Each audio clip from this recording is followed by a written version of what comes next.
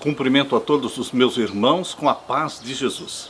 Seja bem-vindo ao estudo da lição da Escola Sabatina, número 5, o nobre príncipe da paz. Vamos orar. Pai querido que estás nos céus, aqui estamos na tua presença buscando a tua face, buscando a tua bênção. Derrama sobre mim e os meus irmãos o Espírito Santo. Por favor, Pai querido, que o Espírito Santo abra nossa mente para entendermos as profecias que vamos estudar hoje. E que o Senhor venha abençoar cada pessoa, cada filho teu que está ouvindo e está assistindo e está estudando a tua palavra. Derrama sobre nós o Espírito Santo em nome de Jesus. Amém. O nobre príncipe da paz. Queridos, Jesus Cristo é o príncipe da paz. Jesus Cristo é aquele que disse: a minha paz eu vos dou, não vou-la dou como o mundo a dá. No mundo tereis aflições, mas tende bom ânimo, porque eu venci o mundo. Você vai vencer, eu vou vencer. Jesus Cristo nos deu uma mente de vencedor.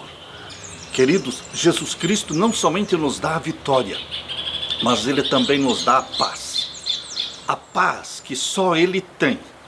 Quando você deita a sua cabeça ali no travesseiro, você pode dormir em paz, porque você tem paz de consciência dada por Jesus Cristo, porque Ele perdoa os nossos pecados e nos traz esta paz de alma. Eu li recentemente um livro publicado pela Una Press, que é a editora do UNASP. Queridos, eu fiquei surpreso porque o título do livro era Só Alá traz a paz. Como, queridos? Como entender esse título? Eu li o livro, mas fiquei sem entender. Por que só Alá traz a paz? Eu li também o Alcorão.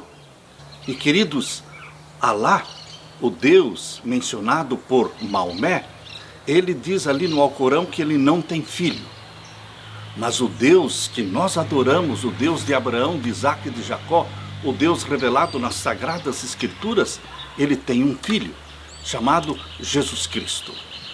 Também o Alcorão diz que Jesus Cristo não morreu na cruz, mas o centro da mensagem cristã é a morte de Cristo na cruz. As duas maiores verdades do cristianismo é: a primeira, Jesus morreu, e a segunda, Jesus ressuscitou. E a terceira grande verdade do cristianismo é: Jesus voltará.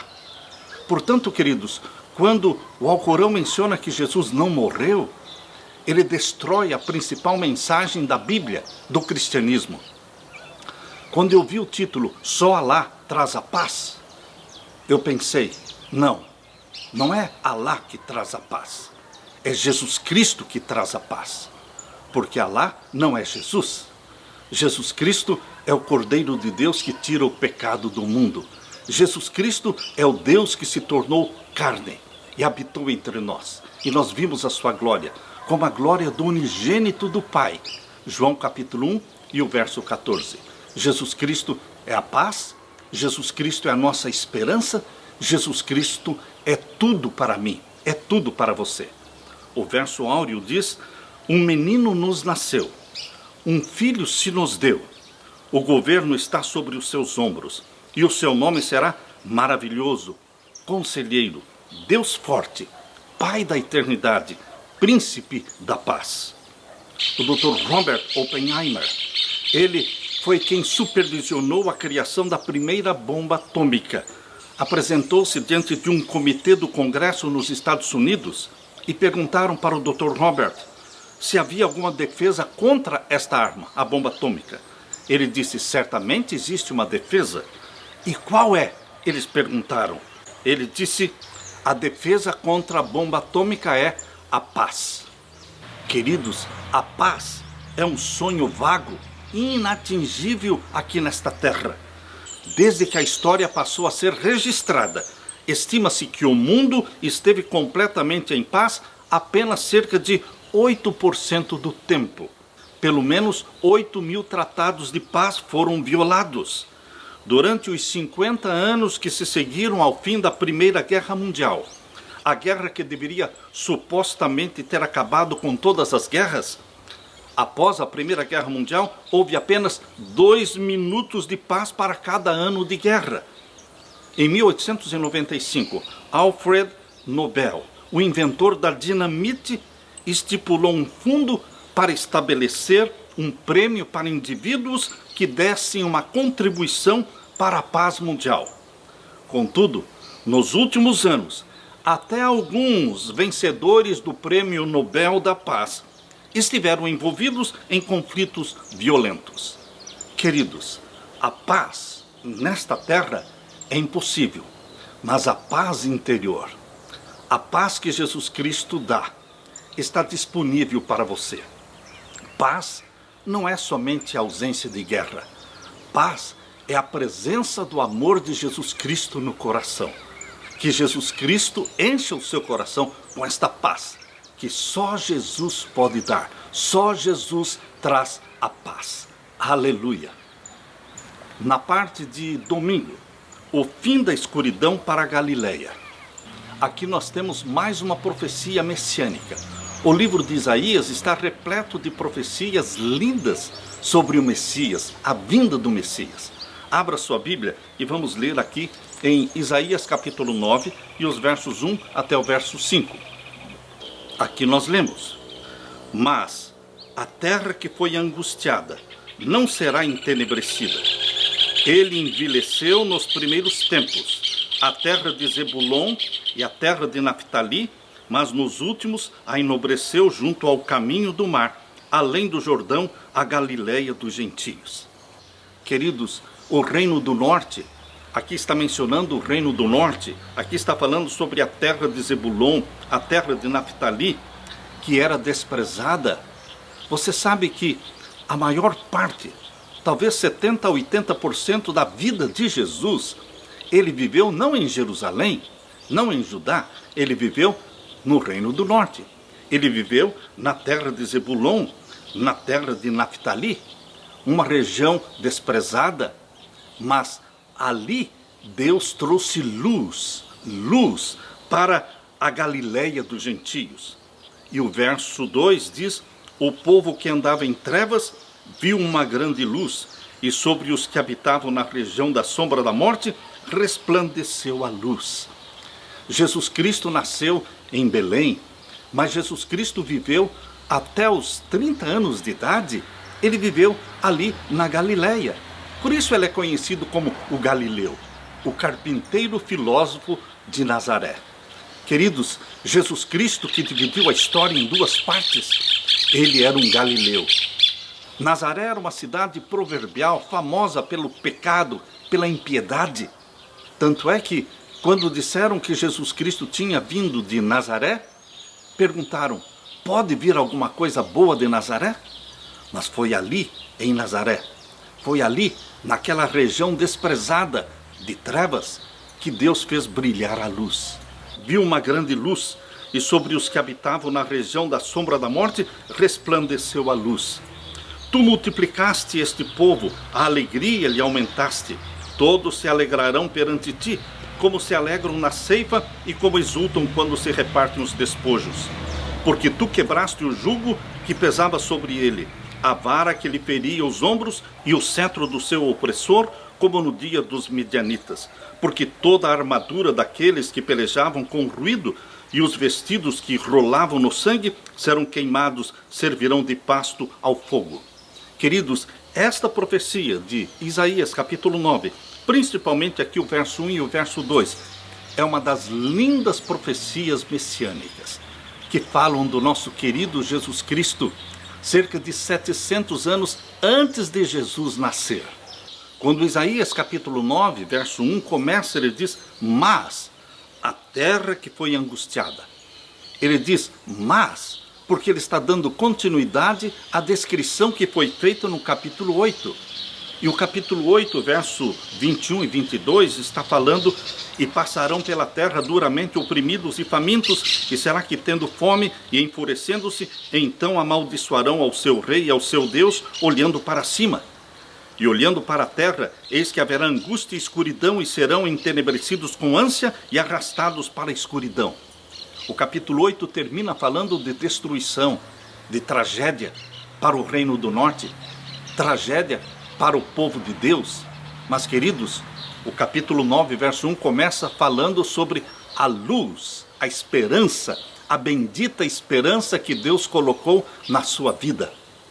A esperança da primeira vinda de Jesus Cristo que se cumpriu. Todas as profecias messiânicas mencionadas no Antigo Testamento, apontando para o nascimento, vida, morte e ressurreição do nosso Senhor Jesus Cristo, todas elas se cumpriram ao pé da letra.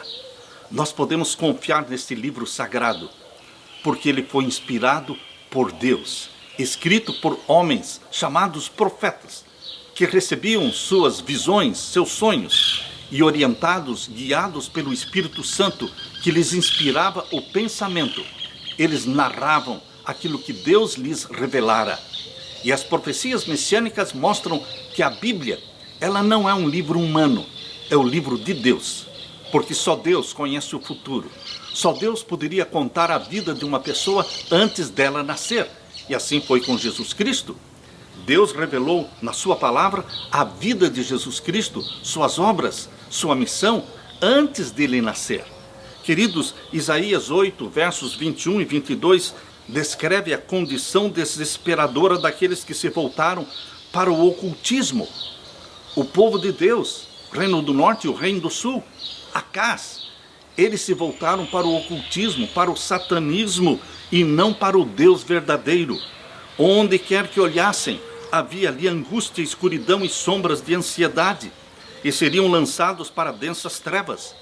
Por outro lado, os que estavam aflitos não continuariam na escuridão. O povo da região da Galileia foi apontado aqui como tendo recebido a bênção especial de uma grande luz. Deus não nos deixa nas trevas. Deus faz jorrar sobre você luz abundante. A luz do Antigo Testamento, somada com a luz do Novo Testamento, somada com a luz de mais de 50 livros escritos, o espírito de profecia, nós temos luz abundante. Bendito seja Deus. A nação seria multiplicada e se alegraria porque Deus quebraria o cetro do seu opressor. Deus não deixará o seu povo eternamente sendo oprimido. Deus se levanta a favor do seu povo. Miguel diz lá em Daniel capítulo 12, verso 1, e Miguel se levantou para libertar o seu povo no tempo da angústia qual nunca houve. E naquele dia será libertado todo aquele cujo nome estiver inscrito no livro da vida. Daniel capítulo 12, verso 1. Miguel se levanta para você. Ele não fica sentado, ele não fica distraído quando vê suas lágrimas, vê sua angústia. Ele se levanta. Os olhos de Jesus Cristo, eles estão sobre você, porque você é a menina dos seus olhos. A região do mar da Galileia foi descrita no texto porque tinha sido um dos primeiros territórios a serem conquistados. Queridos, quando e como foi cumprida a profecia de Isaías, capítulo 9, verso 1 até o verso 5. Vamos ver na Bíblia o cumprimento desta profecia. Abra sua Bíblia em Mateus capítulo 4 e vamos ler a partir do verso 12. Mateus capítulo 4, a partir do verso 12. Aqui nós lemos: Jesus, porém, ouvindo que João estava preso, voltou para a Galileia, e deixando Nazaré, foi habitar em Cafarnaum, cidade marítima, nos confins de Zebulon e Naphtali. É ali que Jesus viveu a maior parte do seu tempo. Foi ali que ele convocou os discípulos. Os discípulos de Jesus eram todos daquela área de Zebulon, de Naphtali. E o verso 14 diz: para que se cumprisse o que foi dito pelo profeta Isaías, que diz: a terra de Zabulon e a terra de Naphtali, junto ao caminho do mar, além do Jordão, a Galileia das nações. O povo que estava assentado em trevas viu uma grande luz, e aos que estavam sentados na região e sombra da morte, a luz raiou. Queridos, aqui está em Mateus capítulo 4, verso 12 até o verso 16, o cumprimento exato da profecia de Isaías capítulo 9, versos 1 e verso 2. Eu amo as profecias da Bíblia, porque elas provam. É a única forma de você provar alguma coisa na Bíblia é através das profecias. Porque a profecia prova que a Bíblia é de inspiração divina. Foi Deus que orientou os profetas, porque ninguém, nenhum ser humano, nenhum adivinho, ele poderia falar ou pronunciar profecias tão exatas como estas, mencionadas na palavra de Deus.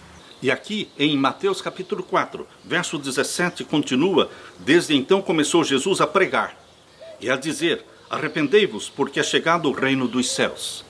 E Jesus, andando junto ao mar da Galileia, viu a dois irmãos, Simão, chamado Pedro, e André, os quais lançavam as redes ao mar, porque eram pescadores. E disse-lhes: vinde após mim, e eu vos farei pescadores de homens. Foi lá na Galileia das nações, que Jesus Cristo chamou os seus discípulos. Homens simples, incultos, homens pescadores, homens que não eram dotados de grande conhecimento.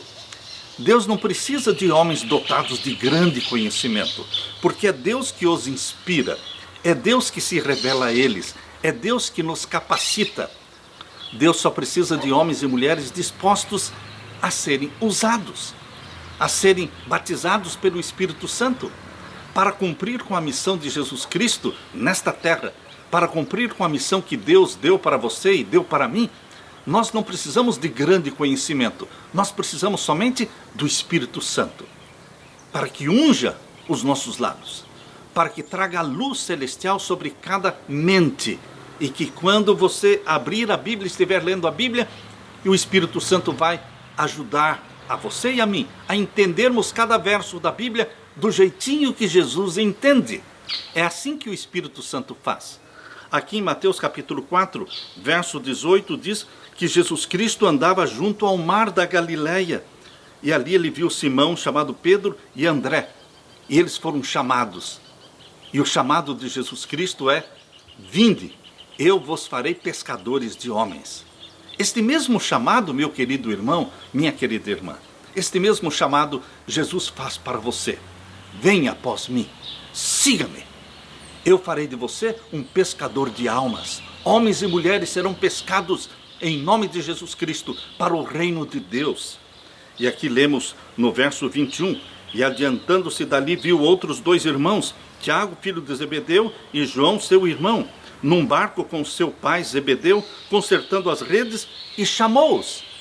Jesus Cristo foi chamando um, chamando o outro. Mas antes de Jesus Cristo chamar os discípulos para o seguirem, ele passou uma noite em oração. Queridos, todas as decisões de Jesus Cristo eram decisões resultadas de oração, de comunhão com o Pai, de iluminação do Espírito Santo. Quem é que disse para Jesus Cristo? Quem é que convenceu Jesus Cristo de chamar este, chamar aquele? O Espírito Santo.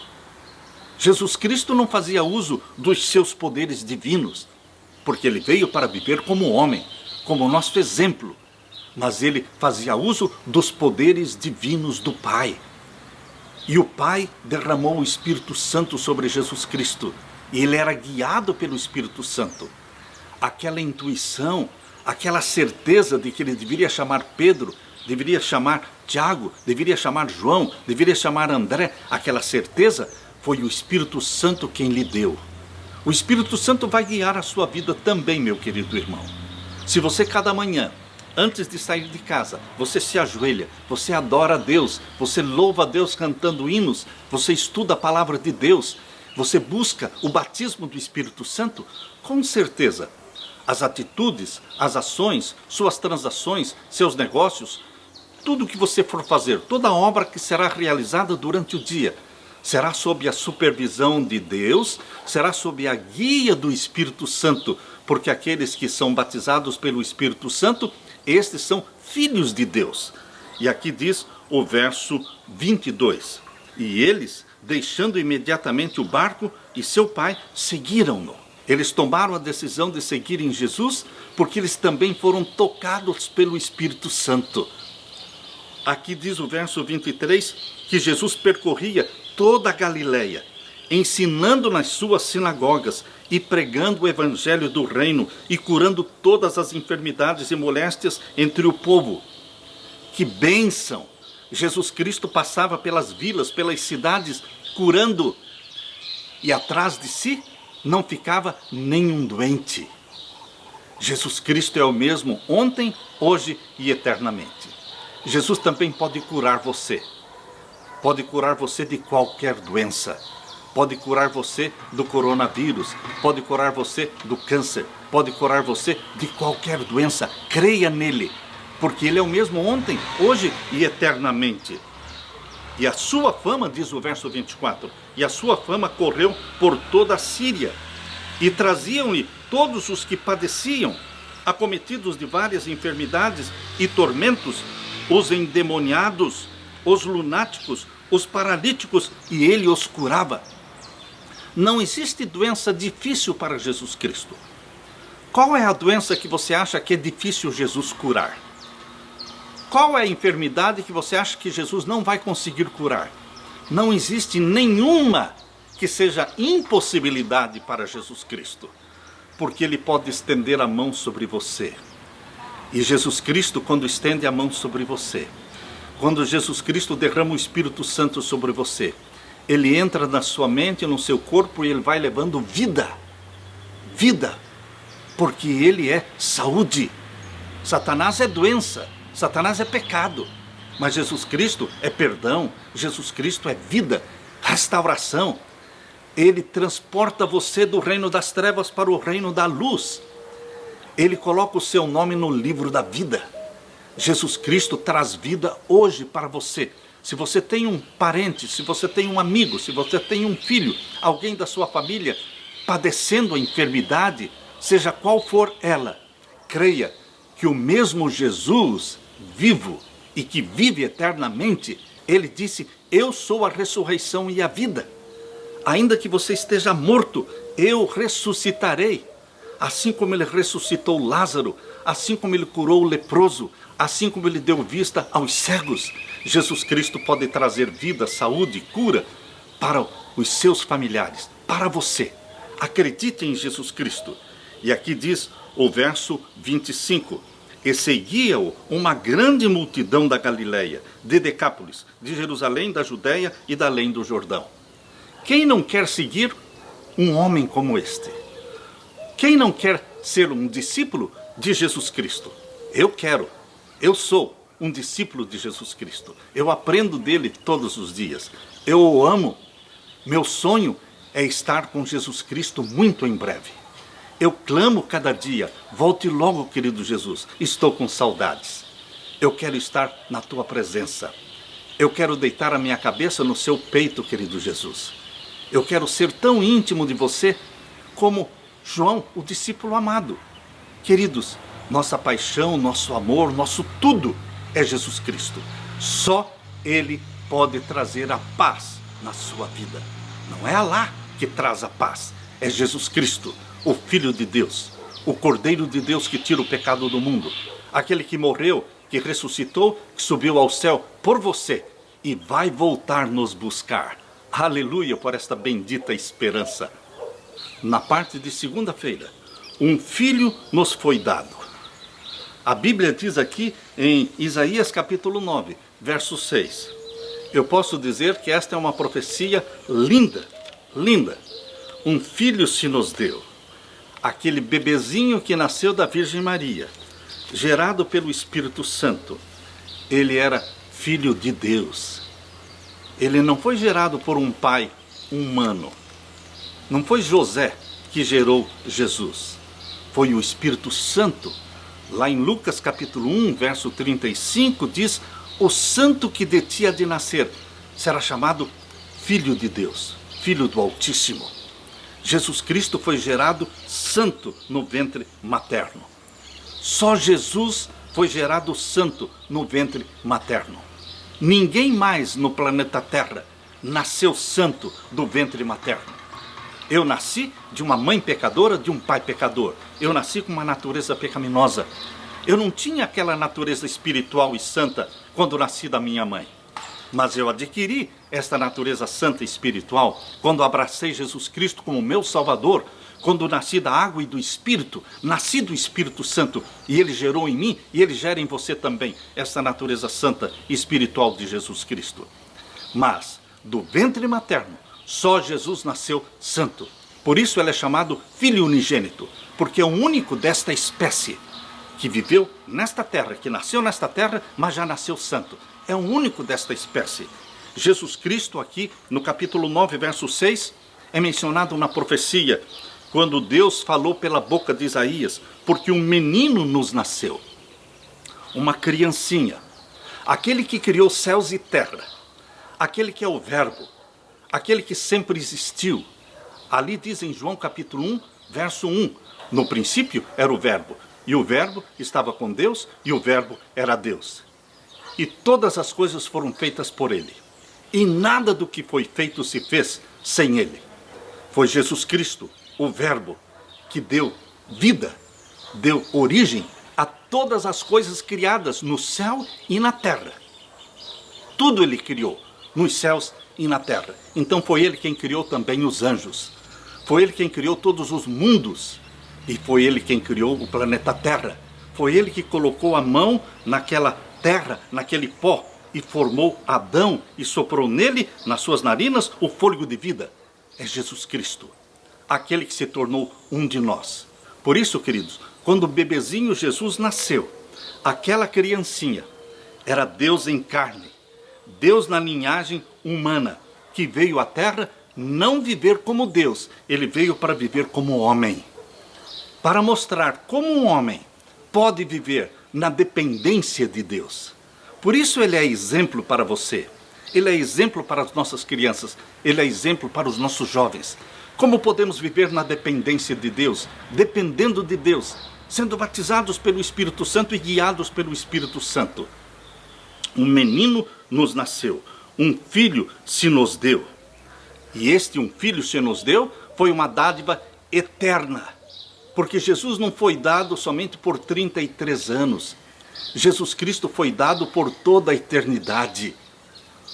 O plano da salvação, o plano da redenção, alterou tudo lá no céu, porque Jesus Cristo assumiu a forma humana e retém a forma humana para todo sempre. E o verso 6 continua dizendo, e o principado está sobre os seus ombros, e o seu nome será, para que você não pense que Jesus Cristo é somente homem, para que você entenda que Jesus Cristo é Deus, para que você entenda que Jesus Cristo não é um Deus com D minúsculo. Não, queridos. Não existe um Deus com D minúsculo. Ou é Deus ou não é Deus. Há pessoas que pensam que Jesus Cristo é um Deus que foi criado, ou é um Deus que foi gerado na eternidade, que houve um tempo em que o Pai existia e que o Filho não existia. Queridos, a Bíblia não fala que houve um tempo em que o Pai existia e o Filho não existia. Por quê?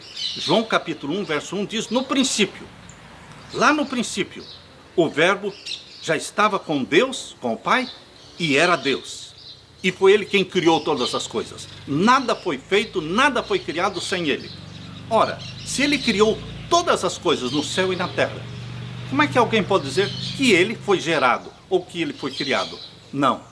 Ele é o Verbo, Ele é a ação, Ele é quem executa os planos da divindade. E aqui no capítulo 9, verso 6, diz claramente, Ele é maravilhoso, Ele é conselheiro, Ele é Deus forte.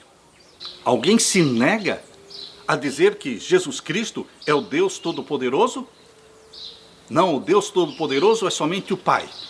Queridos, o Pai é o Deus Todo-Poderoso? Sim.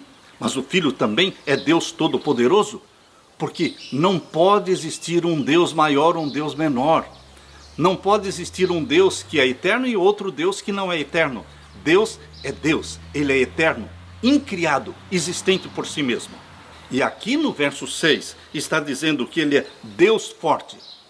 Você vai discutir com a Bíblia? Você vai dizer que este verso não está falando do Filho? Que este verso não é genuíno, que não é confiável? Ainda mais, este verso diz que Jesus é o Pai da eternidade. Queridos, Jesus não é só eterno, Ele é Pai da eternidade e Ele é Príncipe da paz. Olha que texto lindo que nos conforta o coração. Quando nós lembramos que Jesus Cristo, que se tornou um de nós, que é carne da minha carne, que é sangue do meu sangue, Ele é o Deus eterno, Ele é o Pai da eternidade, Ele é o Criador dos céus e da terra. E o verso 7 diz: do incremento deste principado e da paz não haverá fim, sobre o trono de Davi e no seu reino, para o firmar e o fortificar em juízo e em justiça, desde agora e para sempre. O zelo do Senhor dos Exércitos fará isto. Este é o Deus a quem eu adoro, Jesus Cristo, o menino que nos foi dado, o Filho que nos nasceu, o Deus forte, o Pai da eternidade, o Príncipe da paz. Só Ele pode trazer salvação. Só Jesus Cristo pode trazer a paz. Ele somente é o caminho que nos leva para o céu. Ele disse em João 14,6: eu sou o caminho, a verdade e a vida. Ninguém vem ao Pai senão por mim. Jesus é o teu e é o meu Salvador, o nosso caminho para o céu. Aleluia! Na parte de terça-feira, o cetro da ira de Deus. Abra sua Bíblia em Isaías capítulo 9 e vamos ler a partir do verso 8. Qual era o cetro da ira de Deus? Queridos, Deus usa algumas nações para serem chicote. Por exemplo, a Síria. A Síria foi chicote nas mãos de Deus para disciplinar o Reino do Norte. O Reino do Norte é que estava afastado de Deus. E também o Reino do Sul, na pessoa do seu rei Acás, ímpio, apóstata. Deus usou a Assíria para ser o chicote de Deus, para repreender o seu povo em apostasia. Vamos ler aqui em Isaías capítulo 9, versos 8 em diante. O Senhor enviou uma palavra a Jacó e ela saiu em Israel. E todo este povo saberá, Efraim e os moradores de Samaria, que em soberba e altivez de coração dizem: os ladrilhos caíram, mas com cantaria tornaremos a edificar. Cortaram-se as figueiras bravas, mas por cedros as substituiremos. Portanto, o Senhor suscitará contra ele os adversários de Rezim e instigará os seus inimigos. Pela frente virão os sírios e por detrás os filisteus e devorarão a Israel com a boca escancarada. E nem com tudo isto se apartou a sua ira, mas ainda está estendida a sua mão. Contudo, este povo não se voltou para quem o feria, nem buscou ao Senhor dos Exércitos. Mesmo Deus permitindo que viessem tragédias, opressões, derrotas e mortes, mesmo assim, o povo de Deus não o buscava. Eles estavam buscando socorro no lugar errado, socorro daqueles que adoravam Baal. E o verso 14 diz: pelo que o Senhor cortará de Israel a cabeça e a cauda, o ramo e o junco, num mesmo dia. Em 722, o reino de Israel foi deportado pelo rei da Assíria. Eles foram deportados. Só ficaram ali alguns pobres, uns poucos que permaneceram ali em Samaria. Mas as 10 tribos desapareceram. Sendo deportados para países diferentes, eles nunca mais retornaram. Deixaram de existir. Mas aqui menciona que Deus ainda tinha um remanescente, um resíduo ainda ficou de Israel. E o verso 15 diz: o ancião e o varão de respeito é a cabeça, e o profeta que ensina a falsidade é a cauda. Todos estavam corrompidos, líderes e povo. E o verso 16: porque os guias deste povo são enganadores, e os que por eles são guiados são devorados. Um cego guiando outro cego. Líderes que adoravam Baal faziam com que o povo também adorasse a Baal. Hoje Baal existe como existia naquele tempo. Baal é o Deus Sol. O Deus Sol é adorado tão verdadeiramente hoje como era adorado naquele tempo.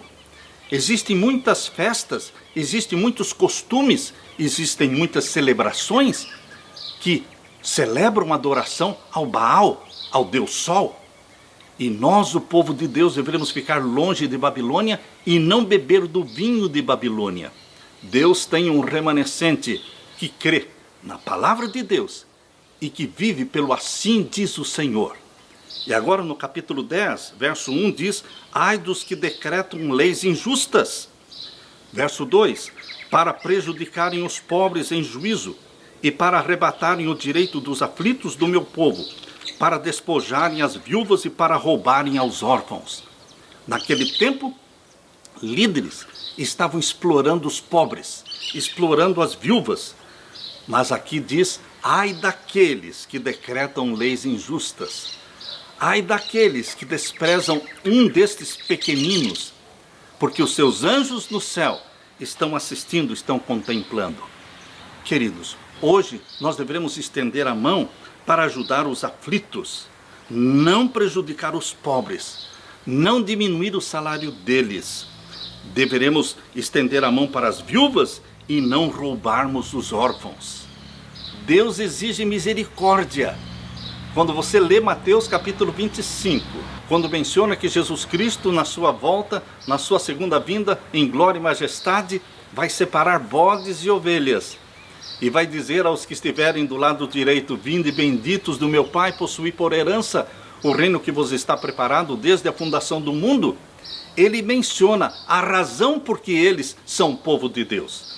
Porque eu tive fome e me destes de comer, eu tive sede e me destes de beber, eu estava nu e me vestistes. Queridos, a caridade, o estender a mão para o necessitado, o atendimento, o benefício que você faz para o pobre, para o órfão, tudo isso é registrado lá no céu e fala a favor daqueles que amam a Jesus Cristo.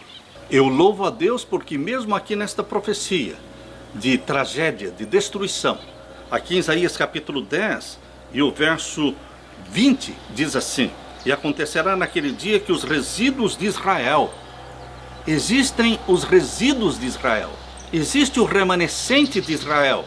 Aqui diz: e os escapados da casa de Jacó nunca mais se estribarão sobre os que os feriu, antes se estribarão sobre o Senhor, o Santo de Israel. Em verdade, os resíduos se converterão, sim, os resíduos de Jacó, ao Deus forte. Meu querido irmão, o povo de Deus hoje, Laodiceia, está morno, está comprometido com o mundo, está indo para o lado de Babilônia e bebendo vinho de Babilônia. Mas Deus tem um resíduo, Deus tem um resto. Lá em Apocalipse capítulo 12, verso 17, que o dragão irou-se contra a mulher e foi fazer guerra ao resto da sua semente. Existe um resto, aleluia, pelo resto que permanece, pelos resíduos fiéis dentro de Laodiceia. Um resíduo que não é morno, um resíduo que não é frio, mas é avivado, incendiado pelo Espírito Santo. E Deus quer chamar você para fazer parte deste remanescente. Lá naquele tempo, Deus falou dos resíduos.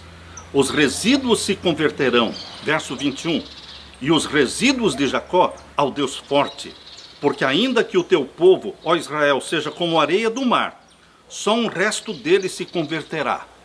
Ainda que a igreja adventista tenha 27 milhões de membros, é um remanescente que será salvo. Queridos, você e eu fomos chamados, e Deus deu abundante luz. Essa mesma luz, que é Jesus Cristo, brilha sobre você. E agora o verso 24 diz: pelo que assim diz o Senhor Jeová dos exércitos, não temas, povo meu, que habitas em Sião. A Assíria, quando te ferir com a vara e contra ti levantar o seu bordão à maneira dos egípcios, porque daqui a bem pouco se cumprirá a minha indignação e a minha ira para os consumir. A mensagem de Deus para aquele tempo e para você hoje: não tenha medo, não tema, povo meu. Você é povo de Deus? Deus tem um povo dentro da igreja remanescente? Sim. Deus tem um povo dentro de Babilônia? Sim. Porque lá em Apocalipse capítulo 18, verso 4 diz: sai dela, povo meu. Deus tem um povo que é dele dentro de Babilônia também. Os sinceros de coração, não tenha medo, povo meu. Que alegria, que conforto me traz pensar que eu sou povo de Deus. eu sou filho, você é filha. Todos nós fomos gerados pelo Espírito Santo e nós somos o remanescente de Deus na terra. Aleluia! Na parte de quarta-feira, raiz e renovo em uma só pessoa. Mais uma profecia messiânica aqui em Isaías. Agora o capítulo 11. Abra sua Bíblia. Nesta linda profecia de Isaías capítulo 11. Verso 1 em diante nós lemos: porque brotará um rebento do tronco de Jessé, e das suas raízes um renovo frutificará. A Bíblia diz que Davi era filho de Jessé. Jessé era da tribo de Judá. Portanto, na tribo de Judá brotaria o renovo, um renovo frutificará. Brotará um rebento do tronco de Jessé. Jesus Cristo, ele pertencia à tribo de Judá. Jesus não era da tribo de Levi. Ele não poderia ser sacerdote no santuário da terra, porque ele era de uma outra tribo. Por isso a Bíblia diz que Jesus Cristo foi nomeado sacerdote, não pela linhagem humana. Ele não era da linhagem sacerdotal, mas ele foi constituído sacerdote por ordem direta de Deus, chamado de sacerdote segundo a ordem de Melquisedeque. Assim como Melquisedeque não era da tribo de Levi, porque nem existia Levi no tempo em que Melquisedeque viveu. Nem existia a tribo de Levi. Mas ele foi constituído sacerdote diretamente por ordem de Deus. Assim também Jesus Cristo foi constituído sacerdote lá no santuário celestial, por ordem direta do Pai. Por isso, ele é o nosso sacerdote eterno, lá no santuário celestial. Ele intercede por você. Ele mostra sua mão ferida para o Pai, dizendo: eu derramei meu sangue por este filho, por esta filha. Perdoe os pecados. Mantenha o nome dele no livro da vida. Aleluia. E aqui menciona no capítulo 11, verso 2: e repousará sobre ele o Espírito do Senhor. Aleluia. Aquele menino que nasceu da Virgem Maria, gerado pelo Espírito Santo. O Espírito Santo o guiou. Ele já nasceu gerado pelo Espírito Santo. E ele foi guiado pelo Espírito Santo na sua meninice, e ele foi guiado pelo Espírito Santo na sua juventude, até o momento em que ele foi batizado. Com 30 anos de idade, quando ele foi batizado, e ele saiu das águas. Isto está lá em Mateus capítulo 4. Pode ler lá em Mateus capítulo 4. Lá diz que quando Jesus saiu das águas, o Espírito Santo desceu em forma corpórea de uma pomba sobre Jesus. E foi ouvida uma voz do céu dizendo: este é o meu filho amado, em quem me comprazo. Queridos, ali no Jordão, nós temos ali a presença da divindade. A divindade que é Jesus Cristo, a divindade que é o Pai e a divindade que é o Espírito Santo. Por isso o bispo Ário, quando discutia sobre a divindade do Espírito Santo, a divindade do Filho, os oponentes ao bispo Ário diziam: Ário, vá lá no Rio Jordão, vá lá no Jordão, porque ali você vai ver Jesus Cristo, o Filho de Deus, que é o Deus em carne. E você vai ver também o Espírito Santo de uma forma literal e corpórea, descendo sobre ele na forma de uma pomba. E você também, Ário, vai ouvir a voz do Pai, dizendo: este é o meu Filho amado. A voz do Pai não era a voz de Jesus, era a voz do Pai. O Espírito Santo que desceu em forma de pomba sobre Jesus não era Jesus, era o Espírito Santo. E aquele que saiu das águas não era o Pai e não era o Espírito Santo, era Jesus. Ali nós temos Pai, Filho e Espírito Santo. Bendito seja Deus pela Bíblia. Isso não é invenção minha, isso não é invenção humana, isto é Bíblia. Pai, Filho e Espírito Santo.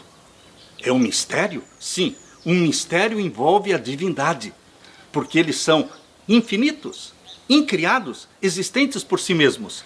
Como é que nós queremos destrinchar? Como é que nós podemos entender plenamente a divindade? Não vamos entender, porque além de sermos pecadores, nós somos finitos. Mas eu posso crer. Embora eu não consiga entender tudo sobre a divindade, eu posso crer na divindade, revelada na palavra de Deus.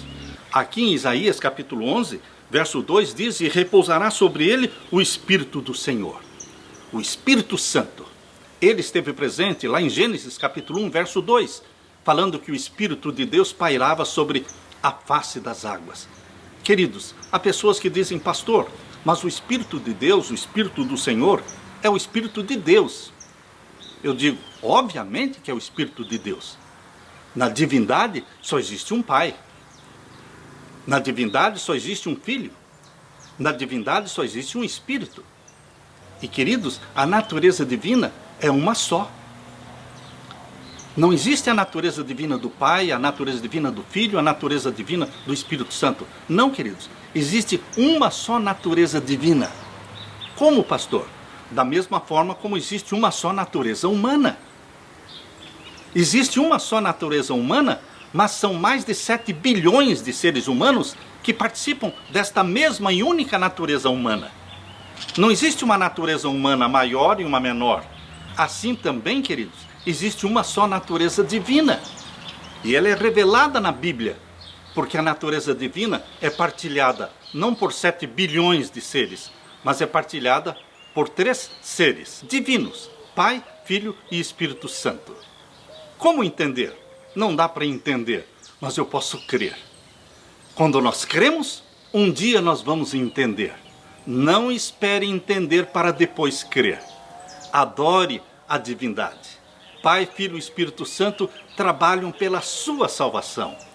Por isso se manifestaram ali no batismo de Jesus Cristo. Lá na fórmula batismal de Mateus capítulo 28, Jesus Cristo disse: ide a todo mundo, batizando-os em nome do Pai, do Filho e do Espírito Santo.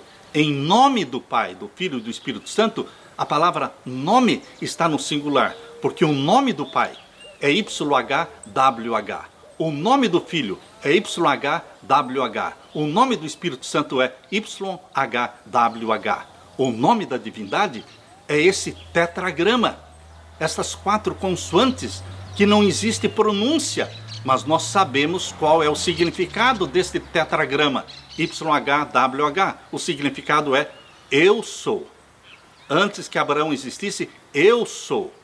Quando Moisés perguntou para Deus: eu vou libertar o teu povo no Egito, e eles vão me perguntar, lá em Êxodo capítulo 3, e o que eu devo dizer? Deus disse: diga para eles que o eu sou te enviou a eles. Este eu sou que estava falando com Moisés, lembre-se, não era o Pai, não era o Espírito Santo, era o Filho. Toda a comunicação entre o céu e a terra é feita através do Filho. Foi o Filho que lá no Monte Sinai escreveu os 10 mandamentos e entregou-os para Moisés. Foi o Filho de Deus que falou com Moisés lá na sarça ardente e pediu para Moisés ir para o Egito libertar o seu povo. Claramente ali menciona em Êxodo capítulo 3 que o Filho, ele se chama Eu Sou. No original, queridos, ali está YHWH. É Jesus Cristo. Este é o nome do Pai, do Filho e do Espírito Santo. Lembre-se que Pai, Filho e Espírito Santo são títulos, não são nomes. Assim como na minha família, eu sou o pai, a Leila é a mãe, e o Anderson e a Evelyn são os filhos. Mas o título pai, mãe e filhos são títulos. O nome da minha família é Ramos. O nome da divindade é YHWH. Estamos lendo Isaías 11, verso 2. E o espírito de sabedoria e de inteligência estará sobre ele. Ou seja, sobre Jesus Cristo existia o espírito de sabedoria e de inteligência. Quem dá esse espírito de sabedoria e inteligência? Quem deu para Jesus, que viveu entre nós? O Espírito Santo. Quem pode dar para você também o espírito de sabedoria e de inteligência? O Espírito Santo. O espírito de conselho e de fortaleza. O espírito de conhecimento e do temor do Senhor. E o verso 3, falando de Jesus, deleitar-se-á no temor do Senhor. Jesus, homem que viveu na terra, viveu os 33 anos no seu estado de humilhação. Ele deixou a forma divina, mas não perdeu a natureza divina, mas deixou a forma divina e viveu na terra como homem, na dependência de Deus, não usando os seus poderes divinos, mas usava os poderes divinos do Pai, porque ele veio para ser exemplo seu e exemplo meu, que devemos viver sempre em comunhão, orando sem cessar, guiados pelo Espírito Santo, e nós vamos nos deleitar no temor do Senhor. e não julgará segundo a vista dos seus olhos, nem repreenderá segundo o ouvir dos seus ouvidos, mas julgará com justiça os pobres. Aleluia! Jesus Cristo olha para os pobres, porque Ele sabe o que é ser pobre. Ele nasceu pobre. Ele poderia ter nascido rico, com certeza. O pai poderia ter escolhido que o seu filho nascesse nesta terra rico, num berço de ouro, mas escolheu que ele nascesse pobre, numa manjedoura. Queridos, Jesus Cristo pode entender os pobres, porque Ele viveu pobre. Um dia Ele falou: o Filho do Homem não tem onde reclinar a cabeça. Assim você pode viver na dependência de Deus, mas Ele julgará com justiça os pobres e repreenderá com equidade os mansos da terra, e ferirá a terra com a vara da sua boca, e com o sopro dos seus lábios matará o ímpio. E a justiça será o cinto dos seus lombos, e a verdade o cinto dos seus rins. Justiça e verdade se unem em Jesus Cristo. O meu Jesus Cristo, Ele é justiça e Ele é verdade. E agora, queridos, aqui no capítulo 11, a partir do verso 6, nós temos mais uma profecia linda. Quando você lê esse texto de Isaías capítulo 11, verso 6 em diante, e quando você lê também Isaías capítulo 65, você percebe que Deus tinha um plano A e um plano B. Quando você lê a Bíblia, você percebe nitidamente o plano A com Israel literal e o plano B com Israel espiritual. O plano A está concentrado nas profecias do Antigo Testamento e o plano B está concentrado principalmente nas profecias do Novo Testamento. No plano A, o plano era que Israel abraçaria o Messias. Israel aceitaria o enviado de Deus. Israel se tornaria uma nação modelo para todo o mundo. Uma nação modelo onde a longevidade do povo de Deus seria como a longevidade das árvores.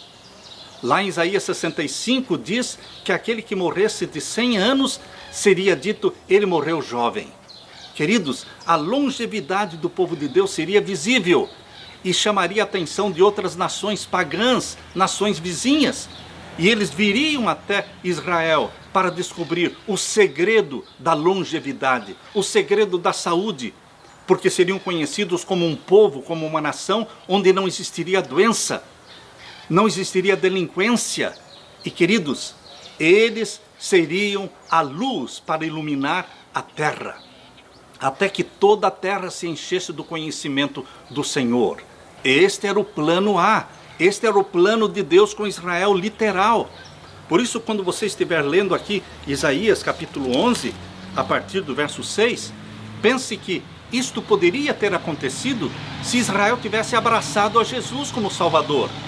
Ele morreria pelas mãos dos romanos, mas ele não teria morrido pela vontade e pelo pedido do povo de Israel, porque foi o próprio povo de Jesus que pediu a sua morte.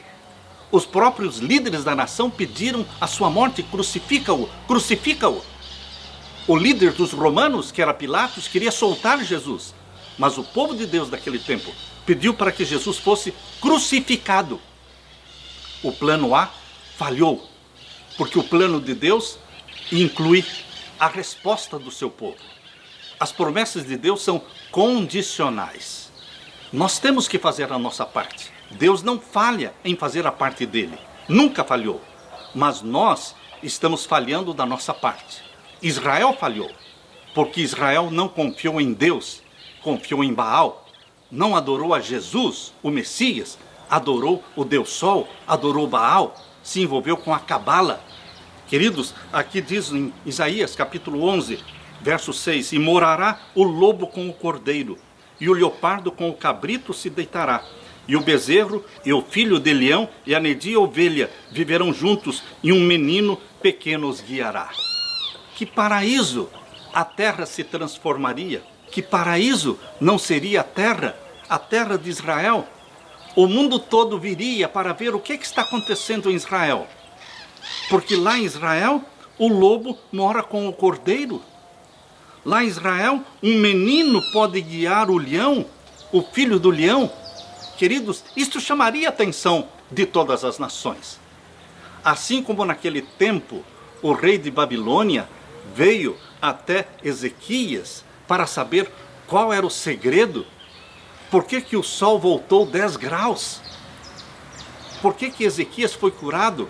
Quem é esse Deus? Assim como uma comitiva veio de Babilônia até Ezequias para saber o segredo da sua cura.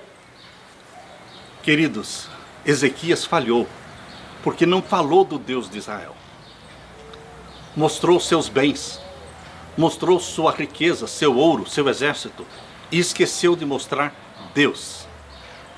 Com certeza, se Israel abraçasse Jesus Cristo como um Messias, Jesus Cristo morreria pela mão dos romanos, porque Jesus veio para morrer pelos pecadores. Mas não precisaria ter morrido pelo seu povo. Lá em João capítulo 1, diz, veio para o que era seu, e os seus o rejeitaram. Estava no mundo, e o mundo foi feito pelas suas mãos, e o mundo não o conheceu. No plano A, queridos, era através de Israel, através do povo escolhido, que o evangelho se espalharia para o mundo todo. Mas este povo de Israel se tornou exclusivista, se considerando como os únicos salvos, os únicos que poderiam receber a bênção do Deus, Criador dos céus e da terra. E eles excluíram os demais. Eles falharam no cumprimento da missão. Por isso, esta profecia aqui de Isaías, capítulo 11, verso 6 em diante, não se cumpriu no plano A, mas vai se cumprir no plano B. O plano B é a segunda vinda de Jesus Cristo em glória e majestade, arrebatando o povo de Deus para viver no céu 1000 anos, e no final dos 1000 anos, conforme diz em Apocalipse capítulo 20, o povo de Deus vai descer com Jesus Cristo dentro da Nova Jerusalém. A Nova Jerusalém vai descer do céu, vai descer exatamente ali onde está a velha Jerusalém, porque o Monte das Oliveiras vai se abrir, como diz Zacarias capítulo 14, vai se abrir e se tornar uma grande planície, que vem lá desde o Eufrates até o rio Nilo. Toda aquela região será coberta pela Nova Jerusalém. O povo de Deus habitará em toda a extensão da terra. 12 grandes tribos, 12 grandes nações serão espalhadas por toda a extensão da terra. E nós vamos vir até a Nova Jerusalém de sábado em sábado para adorar o nosso Deus, Criador dos céus e da terra. De sábado em sábado, conforme diz em Isaías capítulo 66, versos 22 e 23. Nós vamos vir a Jerusalém, a Nova Jerusalém, adorar a Deus. Isto no plano B. Mas isto poderia ter acontecido no plano A, se Israel tivesse abraçado a Jesus como Salvador. A terra poderia ter se enchido do conhecimento do Senhor a partir de Jerusalém. Aqui diz o capítulo 11, verso 7. A vaca e a ursa pastarão juntas, e os seus filhos juntos se deitarão, e o leão comerá palha como o boi. O meu apelo para você, meu irmão, é que você se torne vegetariano. Deixe os animais em paz. Deixe de matar os animais e comer a carne com sangue. Adote na sua vida a reforma da saúde, porque aqui diz que na nova terra, isto vai acontecer no plano B também. Os animais não serão carnívoros. Se os animais não serão carnívoros, o ser humano, resgatado pelo sangue de Jesus, que vai viver na nova terra e no novo céu, também não será carnívoro. Nós temos que aprender a viver com a comida que Deus deu para Adão e Eva, lá no paraíso, lá no Éden.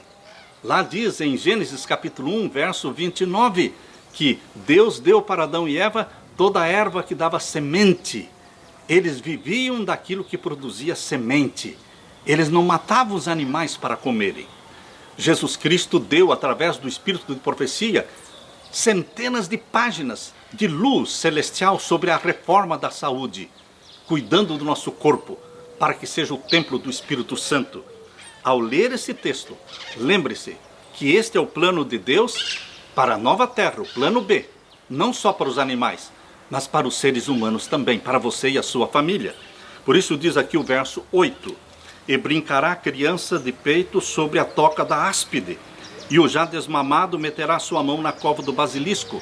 A serpente deixará de ser venenosa, de prejudicar, de matar pessoas, de picar pessoas.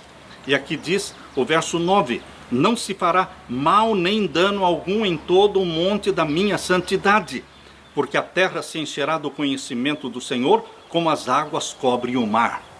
No plano A, o conhecimento seria espalhado e encheria a terra a partir de Israel.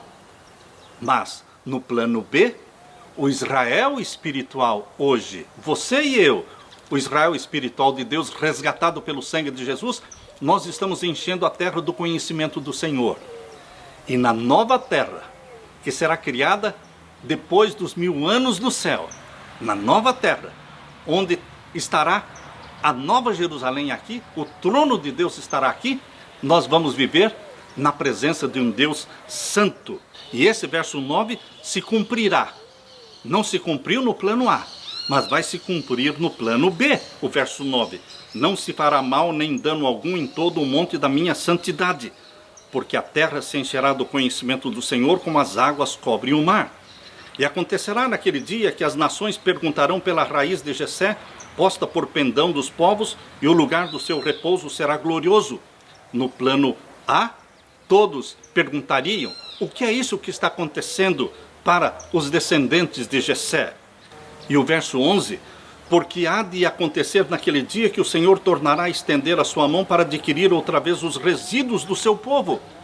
Promessa de resgatar o povo de Israel, de resgatar o povo de Judá, que restaram da Assíria e do Egito e de Patros e da Etiópia e de Elão e de Sinar e de Amate e das ilhas do mar. E levantará um pendão entre as nações e ajuntará os desterrados de Israel e os dispersos de Judá, congregará desde os 4 confins da terra. Isto não se cumpriu no plano A, mas vai se cumprir no plano B. E o plano B envolve você. Deus tem um remanescente hoje, que Ele vai ajuntar dos 4 cantos da terra, do norte a sul, leste e oeste. Deus vai ajuntar o remanescente fiel. O remanescente fiel que está dentro da igreja remanescente, o remanescente fiel que está dentro da católica, o remanescente fiel que está dentro das igrejas protestantes e evangélicas, o remanescente fiel que está dentro das religiões pagãs. Em todos os lugares Deus tem um remanescente fiel e Deus os resgatará. E nós vamos viver com Jesus Cristo 1000 anos no céu. E a eternidade vamos viver na nova terra, que Deus recriará, colocando ali a nova Jerusalém como centro da adoração e onde estará o trono do Pai e o trono do Filho.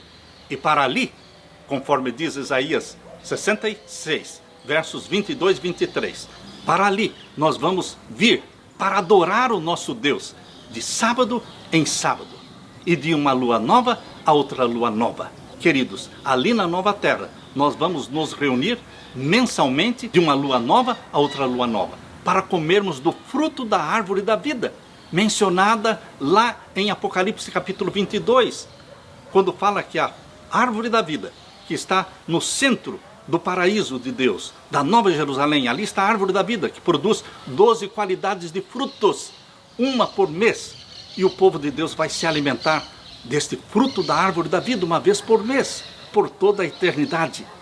Mas vamos adorar a Deus também no sábado, de sábado em sábado. Assim como foi no Jardim do Éden, o santo dia do Senhor, o sábado bíblico, Gênesis 2, 1 a 3, era o sábado, o dia do Senhor. Assim na nova terra, também no plano B, também será o sábado, conforme diz Isaías 66, versos 22 e 23. Queridos, nós não podemos ficar chorando e lamentando a falha e o fracasso do plano A. Nós deveremos nos regozijar e nos alegrar com o plano B, porque neste plano B, você e eu estamos incluídos para a honra e glória de Deus. Aleluia! Na parte de quinta-feira, tu me consolas. Abra sua Bíblia agora, Isaías capítulo 12, e vamos ver aqui os versos 1 até o verso 6. O consolo de Deus. Deus tem um consolador.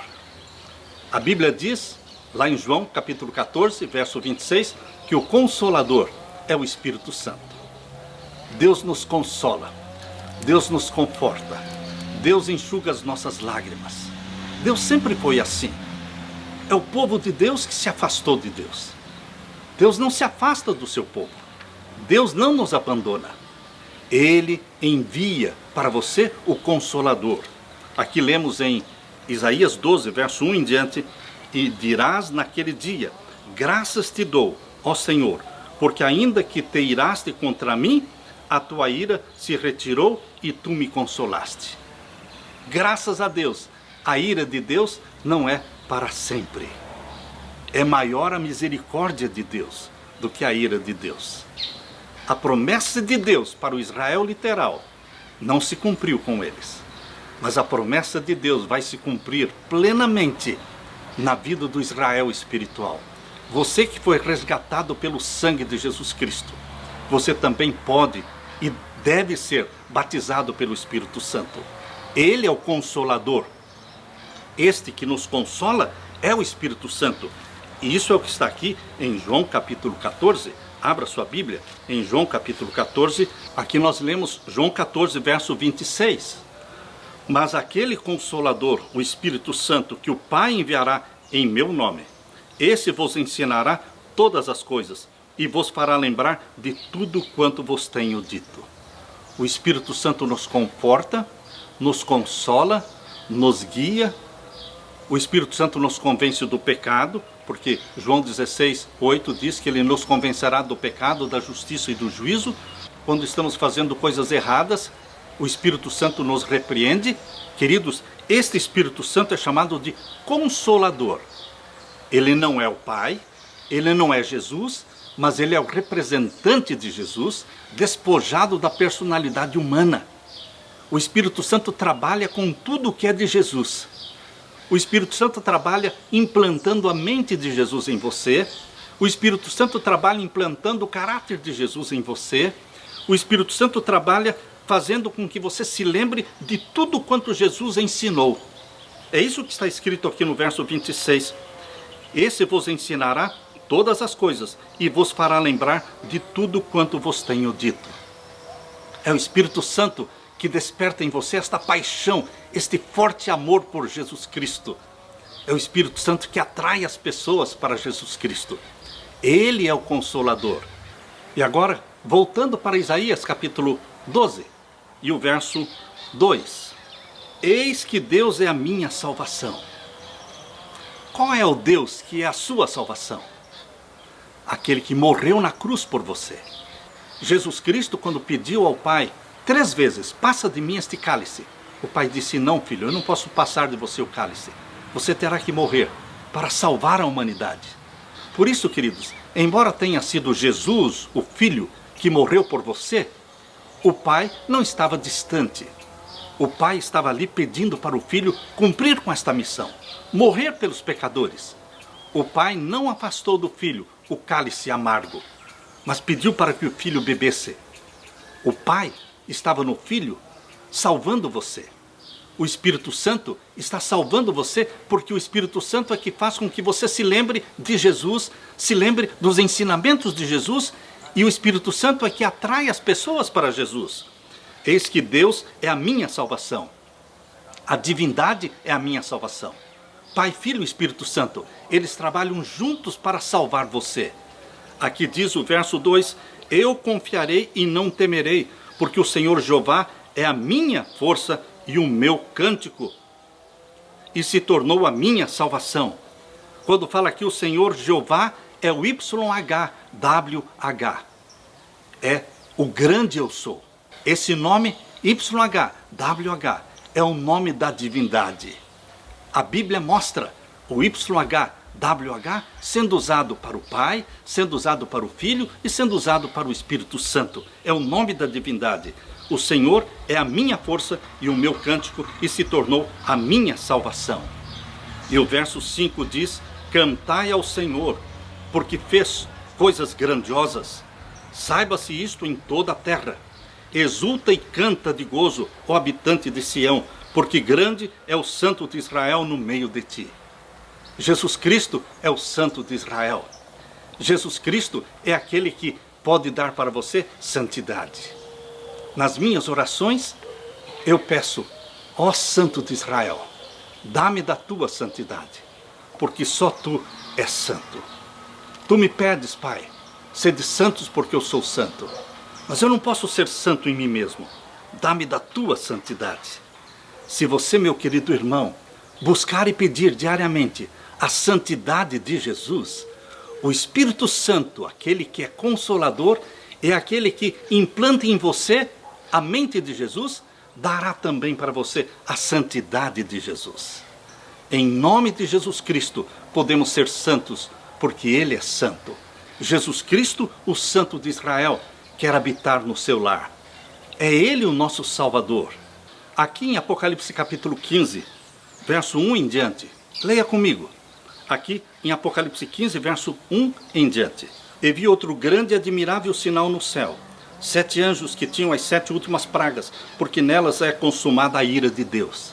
A ira de Deus não é sobre os que amam a Jesus. A ira de Deus, nas 7 últimas pragas, não será sobre os que guardam os mandamentos de Deus, mas sim sobre aqueles que receberam o sinal da besta. Aqueles que recusaram o selo do Deus vivo, o Santo Sábado. Aqueles que recusaram os 10 mandamentos como mandamentos de Deus para os seus filhos. Esses sofrerão a ira de Deus nas 7 últimas pragas. E o verso 2 diz: E vi como um mar de vidro, misturado com fogo, e também os que saíram vitoriosos da besta e da sua imagem. João viu em visão o povo de Deus vitorioso, num mar de vidro. Vitoriosos sobre quem? Vitoriosos sobre o papado, a besta que subiu do mar, e vitoriosos sobre a imagem da besta, que é os Estados Unidos da América do Norte. Queridos, agora, com a vitória de Biden, o novo presidente dos Estados Unidos, um homem corrupto, queridos, ele é a favor da nova ordem mundial. Ele é o segundo presidente católico dos Estados Unidos. O primeiro foi John Kennedy, agora Biden. Biden está a favor do Vaticano. Biden está a favor do Tratado do Clima. Biden está a favor da globalização do governo mundial. Queridos, mais do que nunca, nós estamos a poucos passos da volta de Jesus Cristo. Tudo que eu estou vendo e ouvindo são como passos de um Deus que está voltando. Aqui menciona que o povo de Deus será vitorioso, é vitorioso sobre a besta que subiu do mar, o papado, e sobre a besta que subiu da terra, os Estados Unidos, que se unem ao papado para subjugar o mundo todo e colocar o mundo todo sob o domínio papal. Esse domínio papal dos últimos dias será de 42 meses, conforme diz Apocalipse 13, verso 5. É uma supremacia papal curta. O reinado do papado será curto e será derrubado e destruído. E o povo de Deus sairá vitorioso em Jesus Cristo. E vi como mar de vidro misturado com fogo, e também os que saíram vitoriosos da besta e da sua imagem e do seu sinal. Qual é o sinal da besta? O selo do Deus vivo, o sinal de Deus, é o sábado, como dia santo. Então, o sinal da besta é um dia colocado no lugar do sinal de Deus. Qual é o dia colocado para substituir o sábado? É o domingo. O domingo está sendo implantado como dia santo. Na encíclica papal Laudato Si, o 6º capítulo, que é o último capítulo da encíclica, manda guardar e santificar o domingo e não o sábado bíblico. Queridos, este será o sinal da besta. Mas o povo de Deus, obediente aos mandamentos de Deus, sairá vitorioso. Vitorioso sobre a besta, vitorioso sobre a imagem da besta, vitorioso sobre o sinal da besta. Porque nós somos de Jesus. Nós pertencemos ao Santo de Israel, vitoriosos do sinal da besta e do número do seu nome. Qual é o número do nome da besta? Apocalipse 13, verso 18, 666. Nós não vamos receber o 666, que significa submissão ao papado, obediência aos mandamentos dos homens. Deus colocará na sua testa o nome dele, o nome do Pai, o nome do Filho, serão escritos na sua testa. E ali estará escrito santidade ao Senhor. João viu em visão o povo vitorioso de Jesus Cristo no mar de vidro, que estava junto ao mar de vidro e tinham as harpas de Deus. E o verso 3, e cantavam o cântico de Moisés, servo de Deus, e o cântico do Cordeiro, dizendo, grandes e maravilhosas são as tuas obras, Senhor Deus Todo-Poderoso, justos e verdadeiros são os teus caminhos, ó Rei dos Santos. A vitória do povo de Israel sobre os egípcios, lá junto ao Mar Vermelho, quando Deus salvou o seu povo e matou os egípcios nas águas do Mar Vermelho. Esta vitória cantada no Cântico de Moisés será cantada pelos salvos em Jesus Cristo. O Cântico de Moisés e o Cântico do Cordeiro serão cantados. E qual é o conteúdo desta composição, deste cântico? Grandes e maravilhosas são as tuas obras, Senhor Deus Todo-Poderoso, justos e verdadeiros são os teus caminhos, ó Rei dos Santos. Quem te não temerá, ó Senhor, e não magnificará o teu nome? Porque só tu és santo, aleluia. Só o Deus que nós adoramos é santo, chamado Santo de Israel. Por isso nós somos santos em Jesus Cristo, porque Ele é santo. Por isso todas as nações virão e se prostrarão diante de ti, porque os teus juízos são manifestos.